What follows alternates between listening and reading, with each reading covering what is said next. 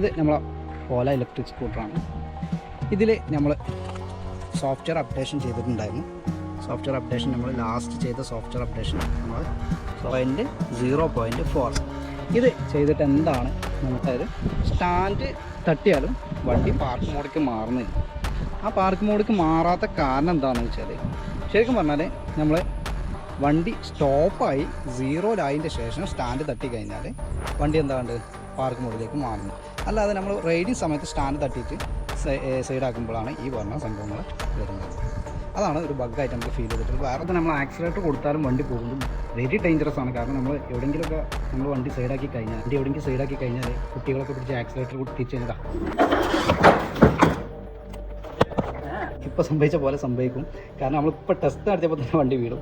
അപ്പോൾ നമ്മൾ അറിയാതാണെങ്കിൽ പറയും വേണ്ട, എന്തായാലും വീഴും. അത് കൊച്ചു കുട്ടികളൊക്കെ